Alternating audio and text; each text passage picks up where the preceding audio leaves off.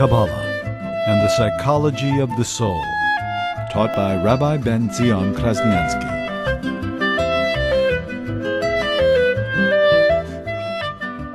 And on one hand, the Torah says we exist. In the beginning, Bereshis, the very opening line of the Torah, Bereshis, bara Elokim. How do we know the world exists? Maybe the world is just one big illusion. Maybe it's like a movie set and we're just seeing characters and it appears real. Maybe it's just a cartoon. Maybe it's just an illusion. How do we know that we truly exist? Because the Torah says, Bereshis bara Elokim, in the beginning God created heaven and earth. That's the only way we know that this is real. So the Torah itself is telling us that we're for real. How do you reconcile that? On one hand, we exist. Our existence is real. The Torah itself says that we're real. And yet on the other hand, God is alone, as if we don't exist. Nothing changed. God was alone and He remains alone. How could you reconcile the two? It seems like a paradox. What's the whole point of serving God if I don't exist? What am I accomplishing? If there's no other reality but God, what am I doing? What am I accomplishing? What's the point? What's the purpose? Anyway, God, there is nothing but God. You would think that the more you understand how there's no other reality but God, then the gap, the distance in us and God has just become unbridgeable. It's like a Grand Canyon, an infinite gap. There's no connection between us and God. So if when you talk about, as we learned last week, earlier, that God fills all the worlds, like the soul fills the body. And then you have the all-encompassing energy that God creates and sustains the world with His all-encompassing energy that totally eludes our consciousness, eludes our grasp, and is completely beyond our frame of reference, our comprehension. That's totally removed and remote from us. We can't even perceive it. But when you talk about the essence of God, and in relation to the essence of God, we don't even exist. Our existence doesn't mean anything. It has no value. It's like completely meaningless. It doesn't add anything, and all there is God. You would think then the distance in us and God is beyond, unbridgeable. And yet it's just the opposite. It's the essence of God that's the closest to us. Because when you understand the essence of God, there is no other reality but God. Then you realize that God is right here, with me, right in front of me, right in front of my eyes, right under my nose, is right here with me, here and now, present, actual. It's what others would call radical immanence. That means the immediacy of God, the reality of God. God is not some abstraction, some otherworldly, remote, removed. On the contrary, this hits home. Then it hits home how immediate, how actual, how palpable the reality of God is. God is right in front of me, the very essence of God. Then there's no canyon, there is no chasm between us and God, because God is here.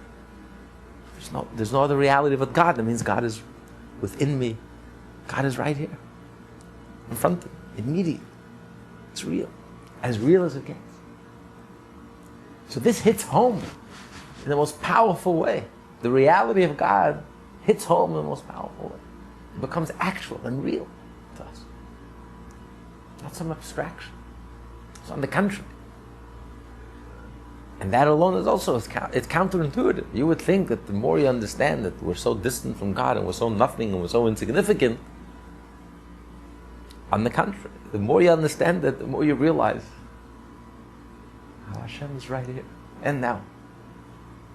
Because there is no hiding.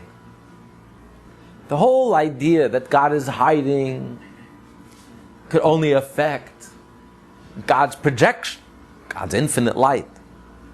But when it comes to the essence of God, there is no hiding. There is no tzimtzum. And that's why even children, even ignorant people, simple people, unsophisticated, know God with every fiber of their being and every bone in their body. And that's why everyone says Baruch Hashem. The simple Jew will say Baruch Hashem, thank God. Not because he studied philosophy, he studied Maimonides and he studied philosophy. Not because he studied the Ari and he studied mysticism. He doesn't know about philosophy, he doesn't know about mysticism. A simple, unlettered, unsophisticated person, uneducated person. And yet he knows with his kishkis, with every fiber, every bone in his body, he knows the reality of God, so much so that it's so obvious to him, it's so self-evident. My health, thank God. My business, thank God. How are things at home? Thank God. Everything in my life is thank God. Could you explain it? I can't explain it, but I know that God is everything. There is nothing but God. There's no other reality but God. There's nothing else. All there is God. If there's anything, all there is God.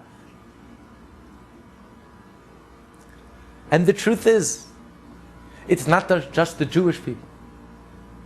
The truth is the reality of God is something, the essence of God. There's no hiding, there's no concealing, there's no screening.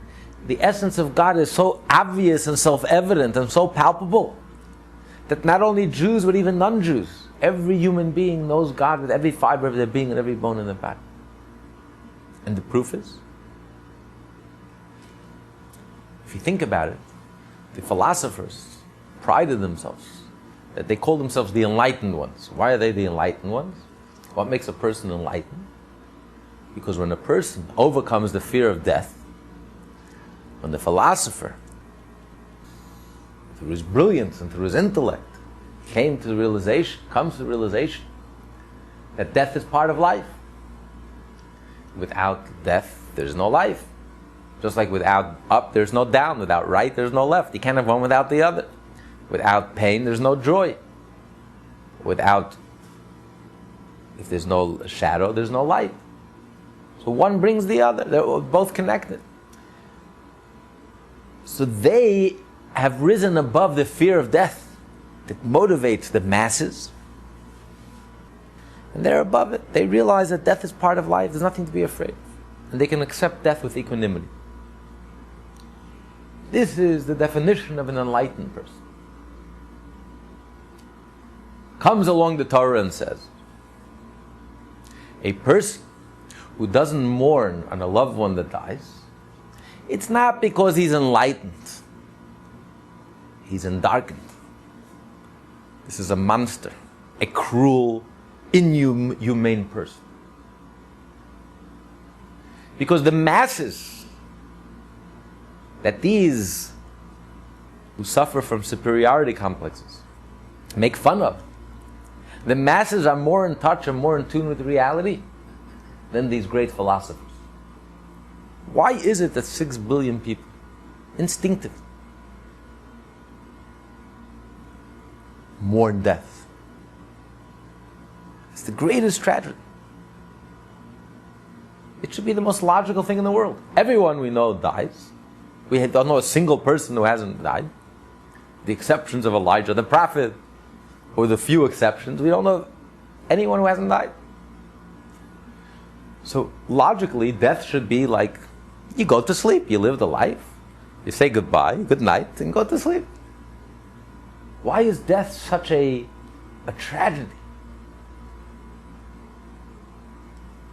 Logically, you can't have right without left. You can't have up without down. So you can't have you can't have life without death.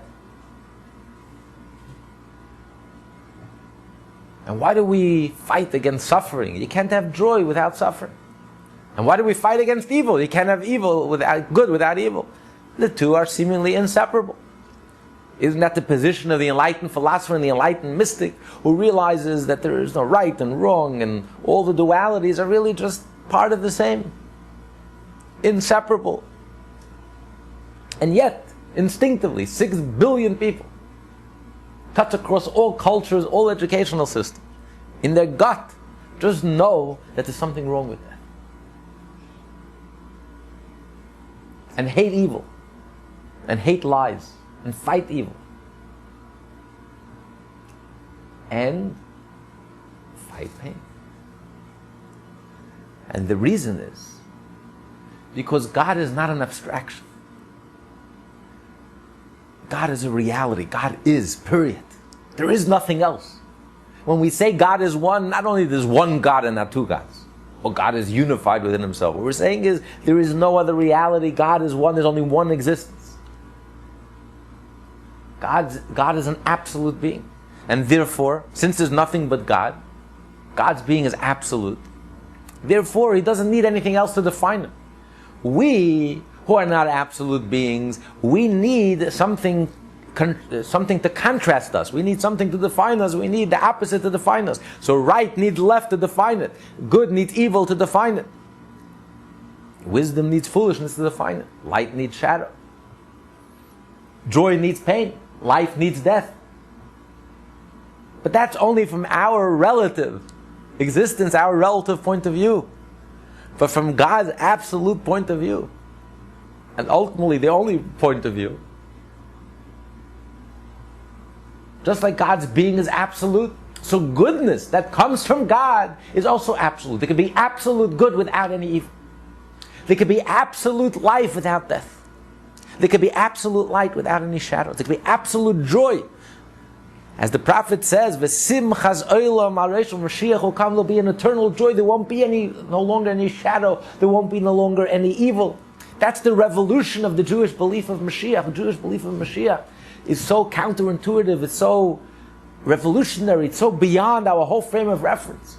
And yet this is the belief, this is the core, the essential principle of Judaism that a Jew believes.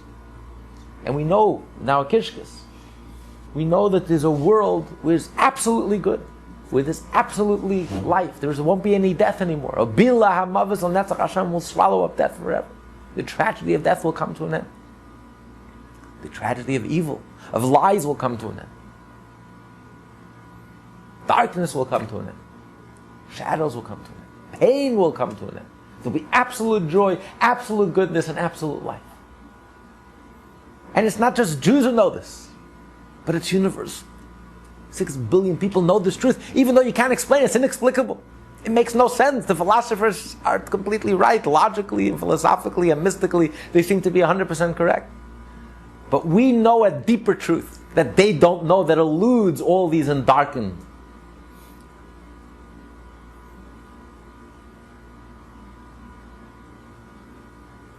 ones.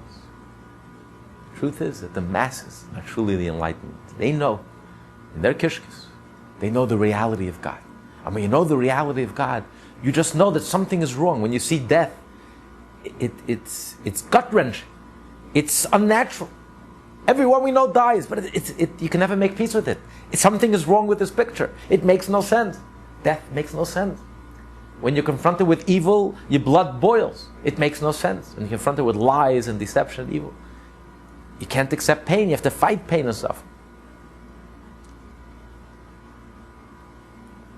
Because when it comes to the essence, the reality of God, there is no screening, there is no hiding, God's essence is completely manifest before our very eyes. There's no hiding, there's no blockage. It's not even possible to hide with the block. The whole tzimtzum only affects God's projection, His infinite light, but not His essence.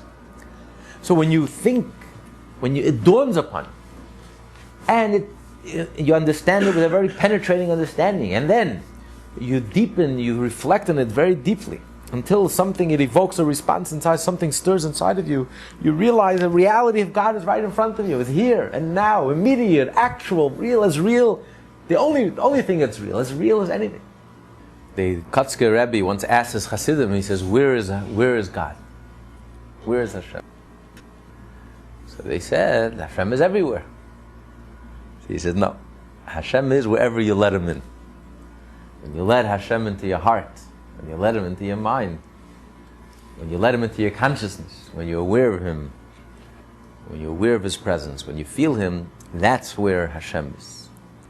So the whole purpose of creation, the whole purpose of all the heavens and angelic beings, and the whole purpose of the divine sphirot, supernal sphirot, emanation, the world of emanation, and the whole purpose of everything that exists in the higher realms and the lower levels, higher levels of consciousness, sublime, pure, spiritual, divine, everything, the purpose of everything that exists is, as I'll explain later, is that God wanted to feel at home in this world. God wanted a dwelling place in this world.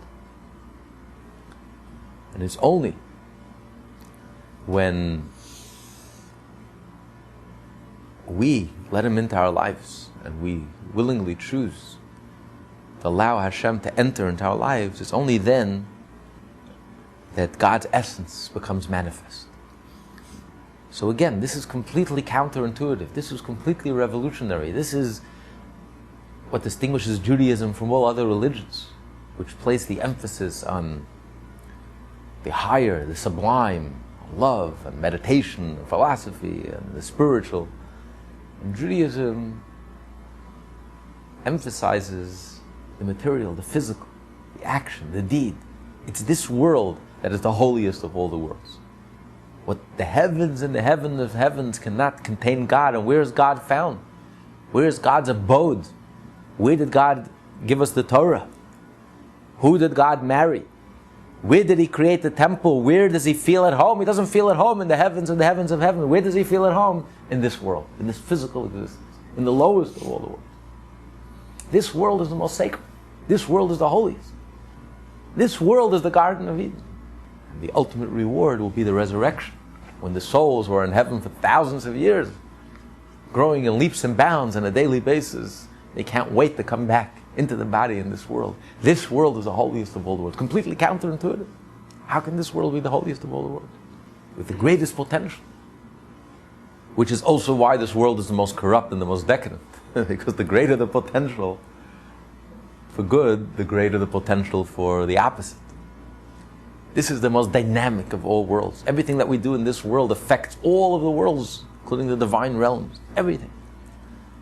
The fifth Lubavitcher Rebbe, Rav Shalom Dovber, the Rebbe Rashav, once asked, he said, why does God get so excited? It says in the Torah, out of the 613 mitzvot, there are 51 mitzvot that deal with idolatry, that one should not worship idols. More than any other theme, 51 mitzvot that deal with one single theme. Thou shalt not worship idols. Second of the Ten Commandments, thou shalt not worship idols. God gets very jealous. The answer is, why should God care? Why should God get so excited if one worships idols? Just imagine Albert Einstein is sitting on a park bench here in Central Park. And he's sitting next to two 6-year-old kids.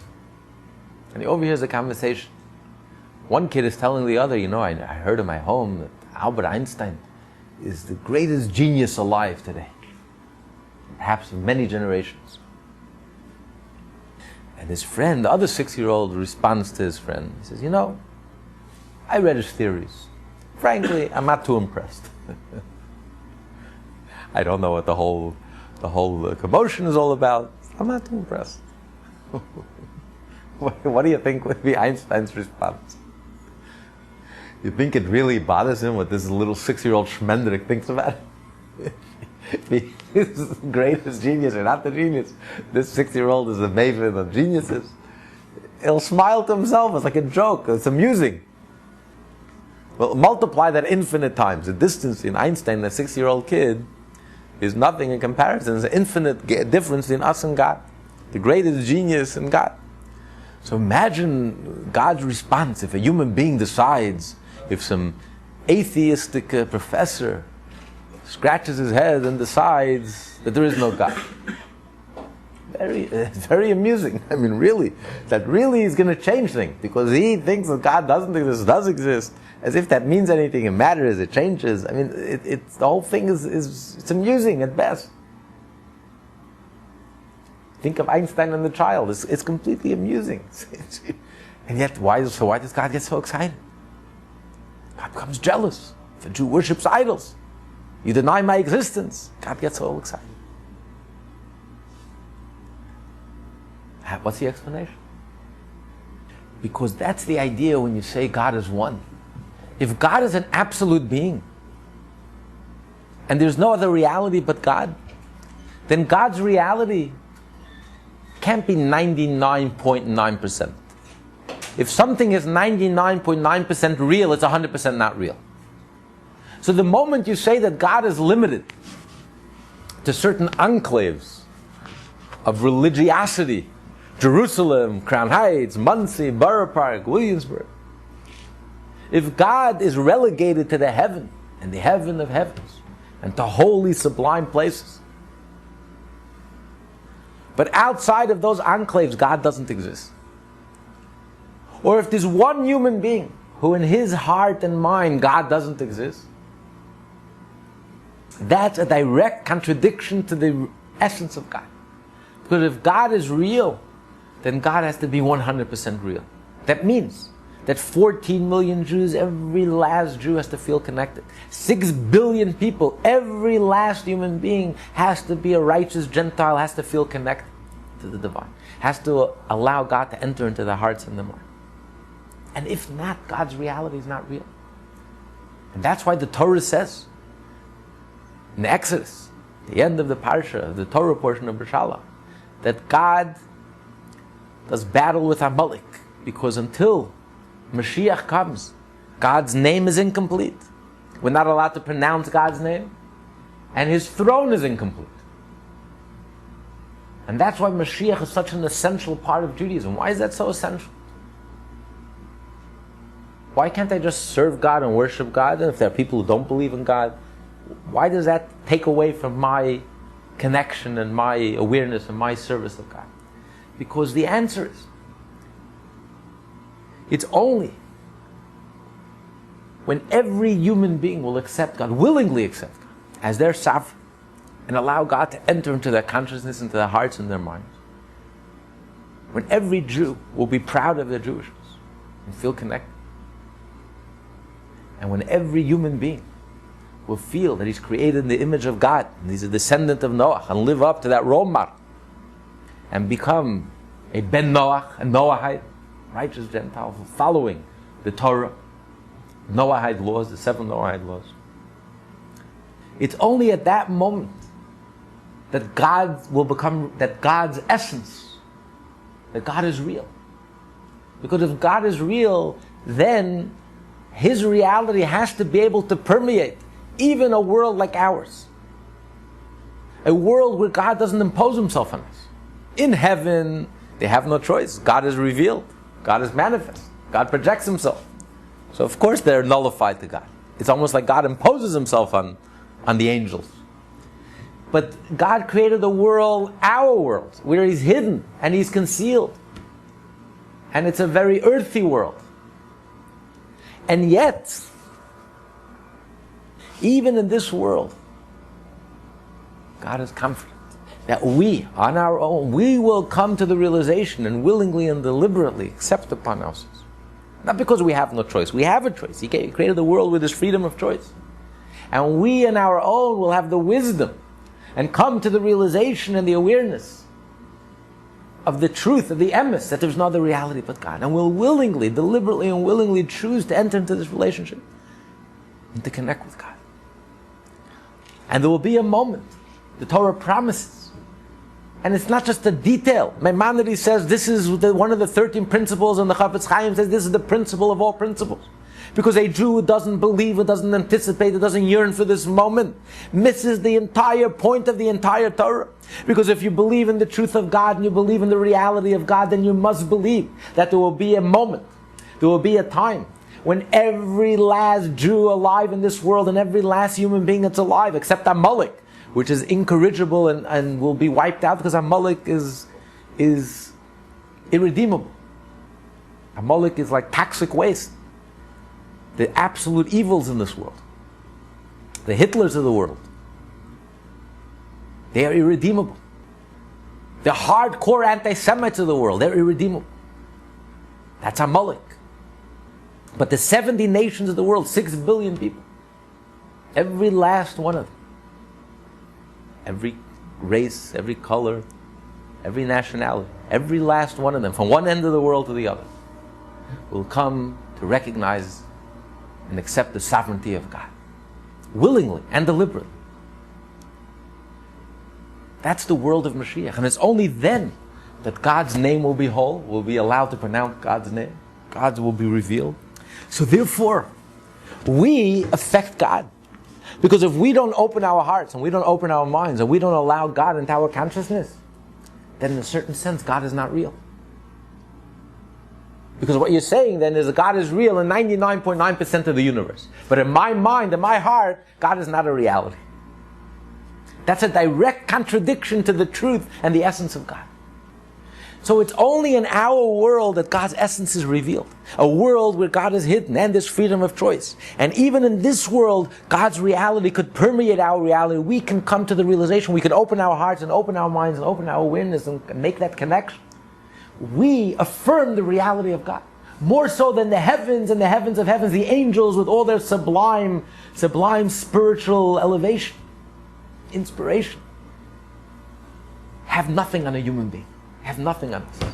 Because it's only in this setting, in this world, that we come and we touch the essence of God. It's only in this world that we reveal and make manifest the essence of God. God says, I feel at home in this world. That's why God married us. He gave us the Torah. He didn't give the Torah to angels. He gave the heavens came down to earth.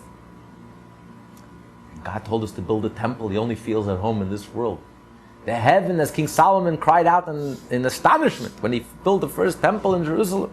He says, the heavens and the heaven of heavens are not contained. God doesn't feel at home in heavens and the heavens of heavens. Where is God's essence felt? Where does He feel at home? Where is His essence manifest? Ironically and paradoxically, in this physical world. Our world, a world of geography, of time and space, material beings, bodies, souls and bodies. This is where God feels it. When you open your heart and you open your mind and you become aware of the reality of God, and it permeates your whole being until your heart sings with joy. And when you realize that God is palpable and God is actual and God is immediate and God is real, right in here and now, right in front of me, and you realize that, you have fulfilled the ultimate purpose of creation. You have revealed the essence of God. You have touched, you have connected with the very essence of God. In the here and now, in this physical plane of existence, in this physical world. That's why the soul journeyed into the body. That's why the soul left the heavens, its heavenly perch, its heavenly peak, and it came down into the abyss. And it was all worthwhile. It was all worthwhile, that traumatic experience of the soul coming down to the body, just to be able to fulfill the purpose of creation, to reveal the essence of God, to make God feel at home in this world. And how do you fulfill that? By opening your heart and opening your mind and becoming aware of the truth of God, the reality of God. There is no other reality but God. God's absolute essence, God's absolute reality. Kabbalah and the Psychology of the Soul, taught by Rabbi Tzion Krasnianski.